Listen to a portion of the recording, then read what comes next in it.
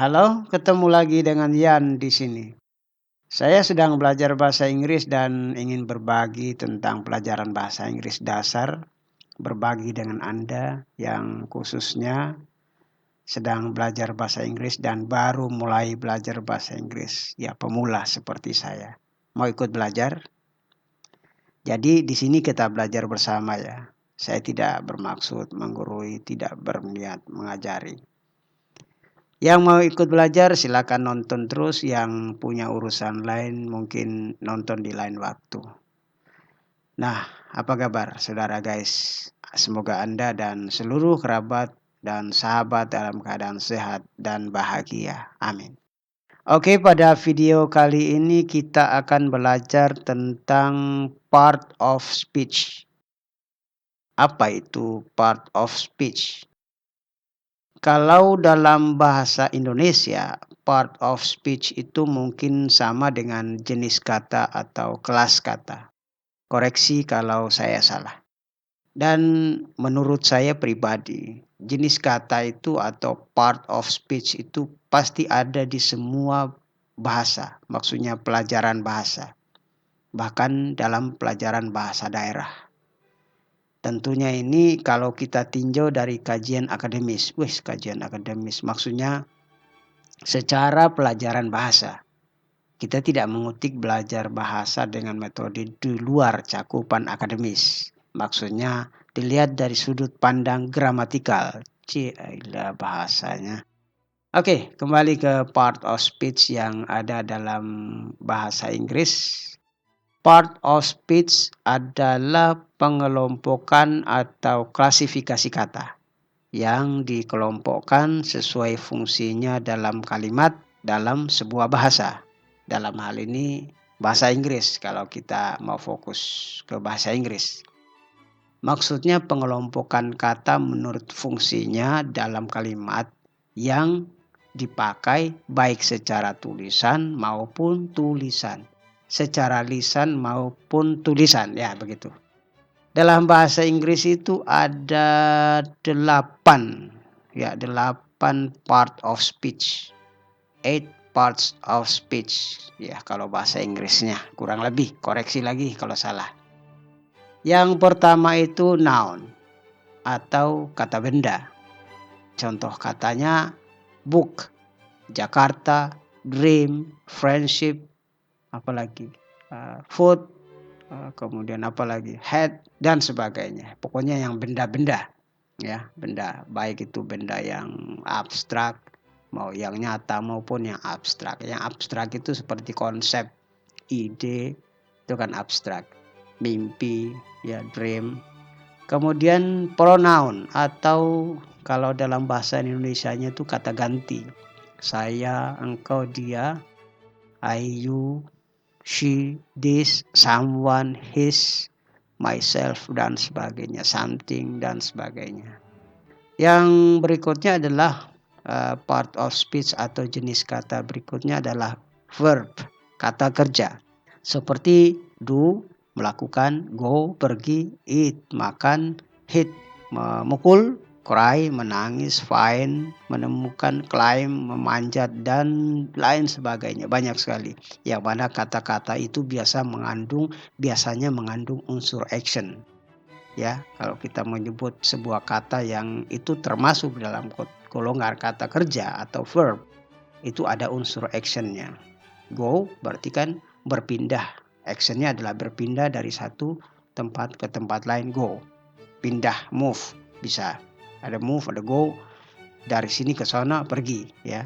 Eat, mengambil, misalnya eat, makan, mengambil sendok, ambil nasinya, masukin ke mulut. Ini proses, ada actionnya. Kemudian adjektif. Yang keempat adjektif atau kata sifat. Kata sifat itu kalau dalam bahasa Indonesia adalah kata yang menerangkan kata benda. Sama, di bahasa Inggris juga begitu. Misalnya kata sifat itu yang adjektif itu adalah happy, beautiful, black, cute, pretty. Jadi senang, cantik, bahagia, hitam, mobil merah kan. Merah itu adalah kata sifatnya. Berarti red car, ya red car, ya. Atau apalagi beautiful girl, ya, gadis yang cantik. Beautiful itu adalah kata sifat. Dia menerangkan girl.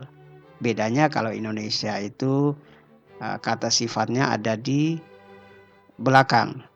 Mobil merah, merahnya itu ada di belakang. Sedangkan kalau bahasa Inggris kata sifatnya ada di depan. Beautiful girl, black car, black shoes, apalagi whiteboard, ya, papan tulis. White, papan tulis putih, ya, blackboard, whiteboard, dan sebagainya. Jadi terbalik dengan bahasa Indonesia. Nanti kita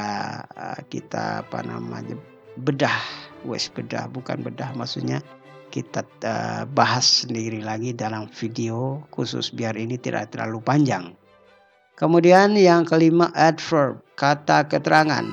Well, daily, always, almost, so, quickly, dan sebagainya. Well itu dengan baik, ya. Daily itu harian, always selalu, almost hampir, so itu bisa sangat, bisa juga quickly, kemudian quickly dengan cepat. Yang biasanya ada pakai dengan itu adverb.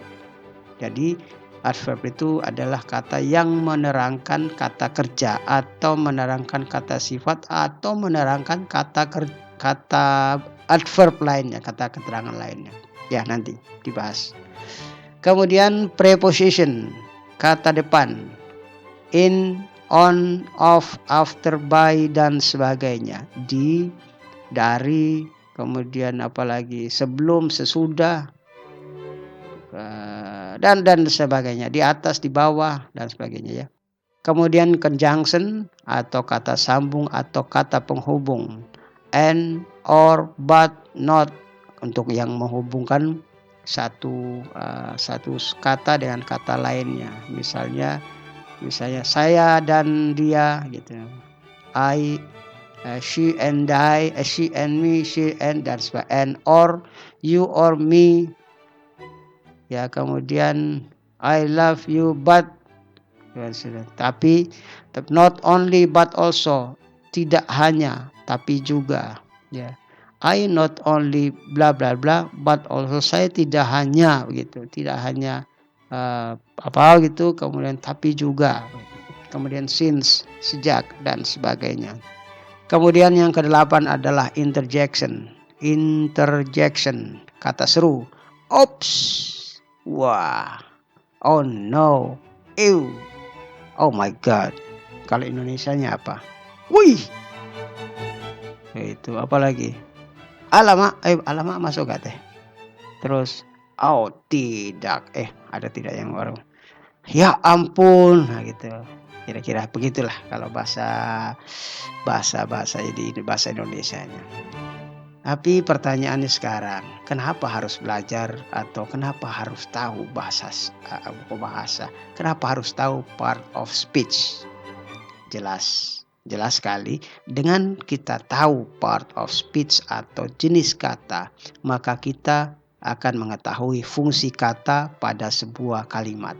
Jadi kita tahu nanti nih katanya, yang kata ini fungsinya adalah sebagai kata kerja apa kata sifat. Ya, kalau kata kerja umumnya dia biasa dipakai untuk predikat misalnya gitu kalau di dalam bahasa Indonesia.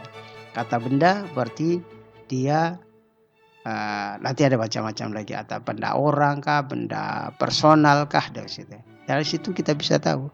Jadi kita tidak, ini secara gramatikal ya, artinya secara pelajaran bahasa Indonesia, bahasa Inggris. Sehingga kita bisa tahu atau waktu kita membuat kalimat itu sesuai dengan gramatikalnya, sesuai dengan grammarnya. Ya itulah kira-kira fungsinya. Salah satu, mungkin banyak yang lain di luar pengetahuan saya.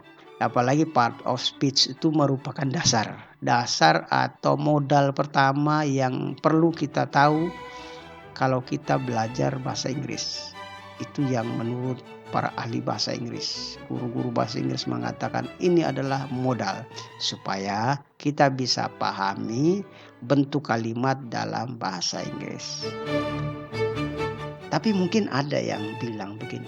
Tak perlulah pakai part of speech segala macam atau kelas kata atau jenis kata apapun itu. Langsung saja belajar. Betul, pendapatnya tidak salah. Itu betul. Benar, 100% benar. Cuma nanti dalam perjalanannya belajar bahasa Inggris, toh akan ketemu juga dengan kasus-kasus yang memerlukan pemahaman tentang jenis kata atau part of speech. Nah, seperti yang saya bilang tadi.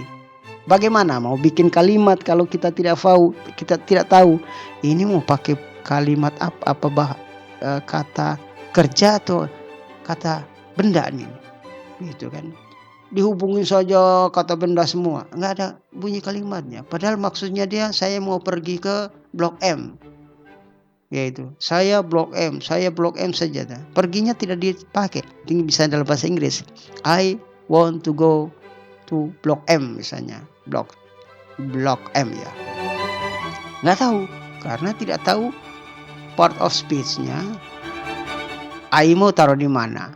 Go-nya mau taruh di mana? Want-nya mau taruh di mana? Blok M-nya taruh. Ntar Blok M tidak tahu. Ya. Padahal Blok M itu adalah keterangan tempat, ya kan? Seperti itu. Nah, kalau ada yang berpendapat begitu, mungkin memang materi-materi seperti ini bukan untuk mereka yang mau belajar tanpa tahapan secara gramatikal. Terus, kalau begitu, kapan jenis kata ini digunakan? Bagaimana cara menggunakannya? Nanti kita bahas di video lain, biar durasi video ini tidak terlalu panjang. Jadi kita akhiri saja dulu sampai di sini videonya. Sekian video kali ini, nanti kita bedah lagi tentang part of speech atau jenis kata secara lebih detail. Satu persatu, mulai dari noun sampai dengan interjection. Kalau mau nonton, oke, kita ketemu di video berikutnya.